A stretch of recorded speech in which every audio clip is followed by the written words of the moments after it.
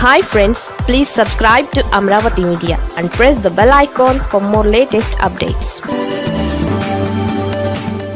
జగన్ ఆ పాత్రలోకి ప్రవేశం. ఇక కూటమి వర్సెస్ వైసీపీ ఫైట్ షురు. కొందరు కొన్ని పాత్రలో సూపర్ హిట్ అవుతారు. అది వారికే సాధ్యమని కూడా చెప్పవచ్చు. జగన్ విషయం తీసుకుంటే ఆయన అధికారంలో ఉన్నప్పుడు కంటే విపక్ష పాత్రలో బాగా హైలైట్ అవుతారు. జగన్ అగ్రెసివ్ మోడ్ని చూడాలన్నా, ఆయన జనంలోకి రావాలన్నా, ఆయన విమర్శలతో పదును గమనించాలన్నా విపక్షం పాత్రలోనే సాధ్యమని అంటారు. ఇదంతా ఎందుకంటే జగన్ అధికారంలో ఉన్నారు, విపక్షంలోనూ ఉన్నారు. జగన్ 2009 తరువాత కాంగ్రెస్ నుంచి బయటకు వచ్చి ఏకంగా 10 ఏళ్ల పాటు ప్రతిపక్ష పాత్ర పోషించారు. ఆనాడు కేంద్రంలో బలమైన యూపీఏ ప్రభుత్వం మీద రాజకీయ దండయాత్ర చేసి జగన్ ఎక్కడా తగ్గలేదు అనిపించారు. దానికి పరిహారంగా జైలు జీవితం అనుభవించారు. అలా 2014 దాకా కాంగ్రెస్తో పోరాడిన జగన్ విభజన అనంతరం ఏపీలో ఏర్పడిన టీడీపీతో తన పోరాట పంధాను మార్చి రాటుదేలారు. చంద్రబాబుతో 5 ఏళ్ల పాటు డైరెక్ట్ ఫైట్ చేశారు. ఈ అలుపెరిగిన పోరాటాలే జగన్ని జనంలో హీరోగా మార్చాయి. ఆయన ఇమేజ్ అమాంతం పెరిగిపోయింది. జగన్ 2019 నుంచి 2024 దాకా 5 ఏళ్ల పాటు సీఎంగా ఉన్నారు. అయితే పార్టీ జనంతో కనెక్షన్లు కట్టాయని ప్రచారంలో ఉన్నమాట. ప్రతిపక్షంలో దూకుడుగా ఉన్న నేతలు అధికారంలోకి వస్తే మరింత జాగ్రత్త పడాలి. తాము అప్పటి అధికార పక్షం మీద వేసిన రాళ్లనన్నీ వారు సేకరించి తమ మీదకు తిరిగి విసురుతారు అని గ్రహించగలగాలి.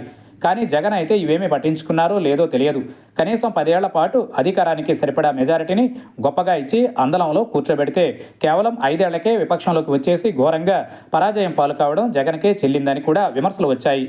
ఈ నేపథ్యం నుంచి చూసినప్పుడు జగన్ ఇప్పట్లో విపక్ష పాత్రలోకి రాలేరు అనుకున్నారు. కానీ ఆయన చాలా తొందరగానే బయటపడ్డారు. విపక్ష పాత్రలోకి సక్సెస్ఫుల్గా ప్రవేశించారు. పాత జగన్ మళ్ళీ కనిపిస్తున్నారు అని అంతా అంటున్నారు. అంటే ఆయన విపక్ష పాత్ర అదుర్సనే కదా అని కూడా విశ్లేషిస్తున్నారు. అయితే అధికారంలో ఉన్నప్పుడు నిభాయించడం, అందరినీ సంతృప్తిపరచడం కష్టం. పైగా అందలంలో కూర్చున్నాక బయట ప్రపంచం కనబడదు. అలా అధికార వైభోగం అనే మాయ ఉంటుంది. దాంతో జగన్ 5 ఏళ్ల పాటు సీఎం అయినా ఆ పాత్రలో పూర్తిగా పార్టీ జనాలను మెప్పించలేకపోయారు అని అంటున్నారు.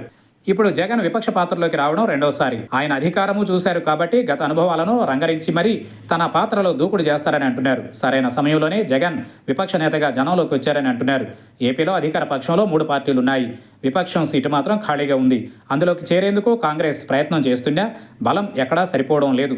అలాగే కమ్యూనిస్టులు ఉన్నారు. దాంతో బలమైన టీడీపీ కూటమిని ఎదుర్కోవాలంటే వైసీపీకే సాధ్యమని కూడా అంటున్నారు. కానీ గత 2 నెలలుగా భారీ ఓటమి తాలూకా ప్రభావంతో నీరసించిన వైసీపీ కార్యక్షేత్రంలోకి రాలేకపోయింది. ఇప్పుడు ఆ లోటుని తీర్చేలా జగన్ ముందుకొచ్చారు. ఆయన లా అండ్ ఆర్డర్ ఇష్యూని ఎంచుకున్నారు. ఇది కొంతవరకు ఓకే, కానీ ముందు ప్రజా సమస్యలతో కనెక్ట్ అయ్యే అనేక ఇతర ఇష్యూస్ని ఎంచుకుంటే ఆయన విపక్ష పాత్రకు మరింతగా మన్ననలు అందుతాయని అంటున్నారు. ఇక టీడీపీ కూటమికి బడ్జెట్ సెషన్ తొలి రోజే వైసీపీ తన పోరాట పంధా ఏంటో స్పష్టంగా చెప్పింది. 5 ఏళ్లు ఇలాగే ఉంటుందని కూడా చాటి చెప్పింది. దాంతో రానున్న రోజులలో కూటమి వర్సెస్ వైసీపీ పాలిటిక్స్ని ఏపీలో హాట్గా చూడబోతున్నారు అంతా.